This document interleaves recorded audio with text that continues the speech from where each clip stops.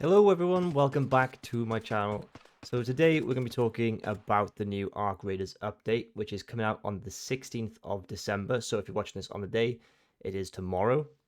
So what's going to be in this update? The next major Arc Raiders update is called Cold Snap, which is launching December the 16th, so tomorrow. This is a big seasonal drop that reshapes the game environment, progression, and seasonal content going into 2026. So this isn't just bug fixes, it's a game expansion with new mechanics, meta shifting weather, quests, events, and progression systems. So the cold snap, what is that? Well, it's a new snowfall map condition. It's a dynamic winter environment overlay affecting select maps. So rather than sand, it will be snow. So the snow covers the battlegrounds, reducing visibility and likely impacts movement and stealth. The gameplay impact will be footprints and tracking. So the footprints leave traces in the snow, creating new tactical layers for PvE and PvP. Potential temperature and heat mechanics, which we don't really know yet, but it does suggest that cold can harm players unless mitigated, possibly through items or mechanics like fire and gear. This could shift meta from run and gun to stealth and environmental awareness. There's also going to be a new Raider deck, which is kind of like Season Pass for most games.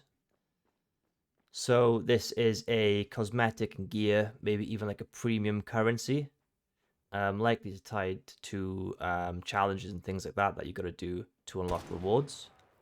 There's also a Flickering Flames community event. What this is likely to be a mini progression and unique rewards. It could revolve around fire and heat mechanics to tie into the winter theme. So what else will change within the update? So AI and enemy behavior adjustments.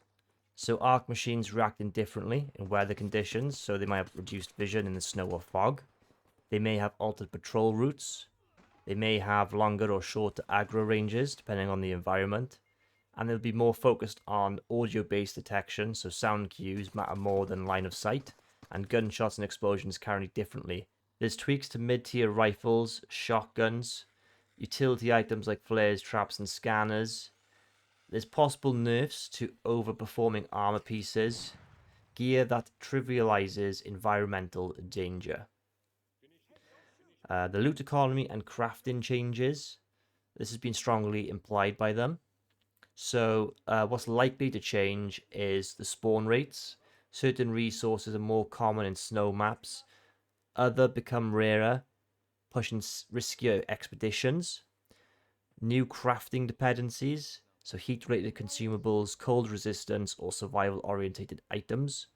Vendor prices may shift to match the new scarcity. Progression, pacing, and player goals. So progression changes would be less focus on pure extraction profit.